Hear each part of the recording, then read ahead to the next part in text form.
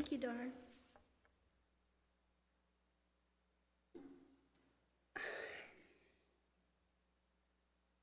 First of all, I just want to give all praise and glory to the Lord Jesus Christ who's brought me through this. I'm grateful to stand here today to give you guys a piece of my story. Whoever would have thought that this girl would have been hitting a prison yard at the age of 44? Not me, for sure.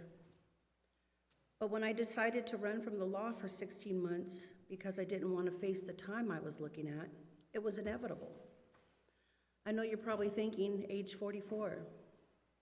The thing is, I'm an addict that wasn't in my right mind. Obviously, it's a known fact that you always end up getting caught. When it came to being on the run, in my head I was thinking, how long could I make it? How long could I get away with it? I never showed up for court and ended up in Vegas with my Samoan boyfriend, Anthony.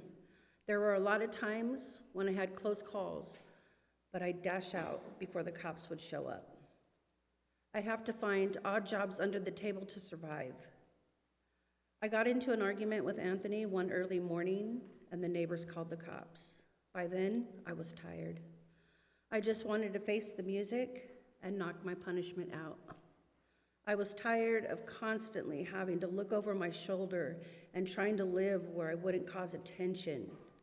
I was actually glad they finally got me. I started smoking at the age of 11, and after getting into a fight my freshman year, I was suspended.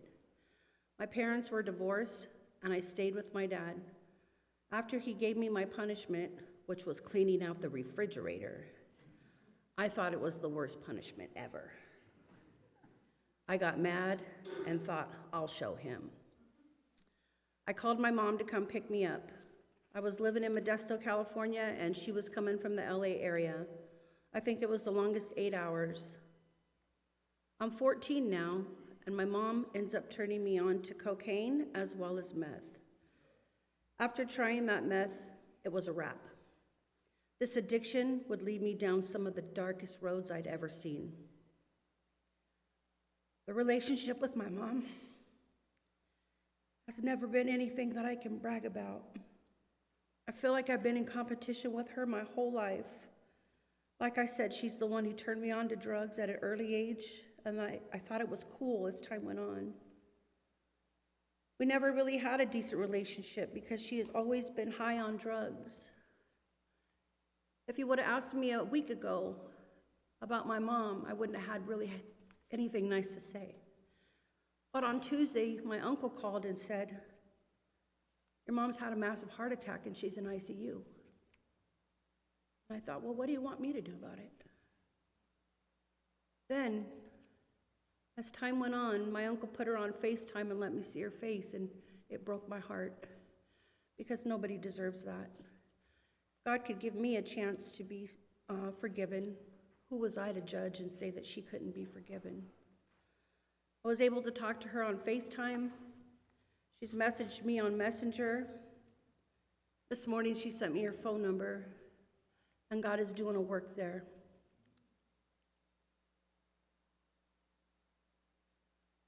This trip to prison would be the first time in my whole life that I would truly be alone and also acquire all the clean time that I still have today.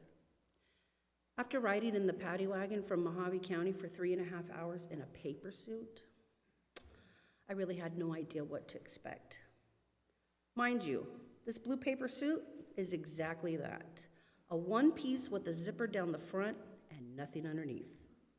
All of us had them on. There were some guys on one side of the wagon and 4 of us girls on the other. We were separated by a metal divider. They were not stopping for anything or anyone. We had this female threatening to urinate right where she was sitting, which was right next to me. And to top it off, we all had orange shower sandals on. So all I could focus on was my body and feet getting all wet due to someone not holding themselves. Yuck. Having done the 7 years in prison really gave me a chance to not only reflect, but to open my eyes to some things that needed some fixing within. I knew I had some changes to make, and that's exactly what I did. I like to use metaphors to describe my life, and I want to tell you all about the anchor and how it pertains to me. The anchor is God, and when I hit rock bottom with only a little bit of hope, I was holding on to the anchor as it went all the way to the bottom of the dark ocean. I felt so far away from him, but he was there the whole time. It felt like I had all these weights like cement blocks tied around my neck, holding me down so I couldn't come up. These weights were like shame, guilt, low self-worth, lacking confidence, low self-esteem. That's just to name a few. Child support was a big one too.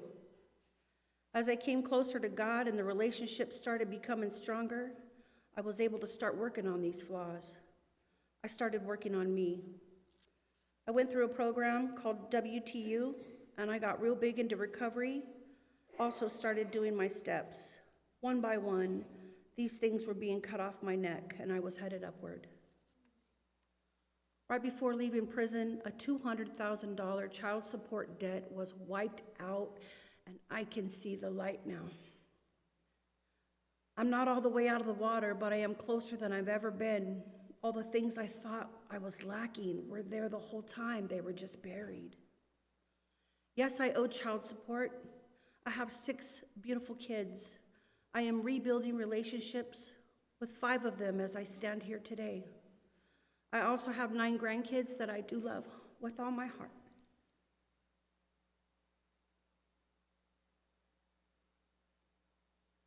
I beat myself up for so many years because I didn't know how to be a mom. So I ran and got high to numb the pain. The child support thing was something that has been on me for 20 plus years. These people made my life a living hell. They have taken so much from me, my driver's license, money out of the bank that was for my bills. They have also taken any licenses that I tried to obtain in the medical field. Once I knew that I was really leaving debt-free, there was God saying, yes, this is the life I have for you. No more having to work under the table. No more having to go back to selling drugs. Your life will be different and legit. I really thank God for helping me see the true meaning of being a diamond in the rough. The statement means to me that I am a diamond starting out as the ugly gem that it is. Then you have to clean it, wash it, sand it, purify, send the gem through the fire to take out any imperfections and flaws and get to those nooks and crannies. After all is said and done, you're then able to let the work that's been done turn this ugly old gem into a beautiful shiny diamond that once put into a light, you can see the sparkles, colors, and beauty of what it is really. I made it through prison with little to no financial help. I started out at 10 cents an hour. I knew I was going to have to make a way to survive the time that I had to serve. See, my personality attracts all kinds. My reputation was one of who gets what she goes after. I was always helping others by selling what they were getting rid of. I washed shoes, cleaned fans, did their blankets, and washed their laundry, which was in the trash can. I would then hang up the wet blankets outside on the railing to dry. I had to watch for the cops, though, because they would take them if I wasn't watching and give me a ticket. When I hit minimum, I collected greeting cards from girls that were leaving, and then I would refurbish them like new. I had a tab going for some girls who would in turn buy me the fundraisers so I didn't go without.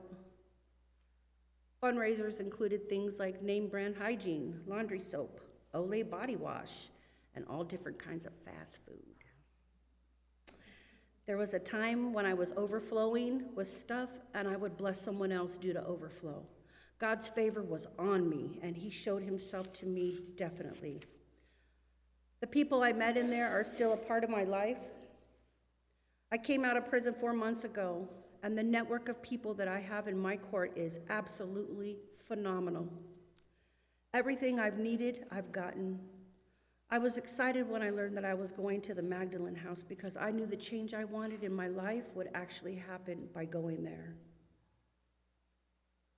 In closing, I'd like to give a shout out to Bridges Reentry, the Magdalene House, the Talaverde Foundation, Arrowette, and this is only to name a few. Thank you.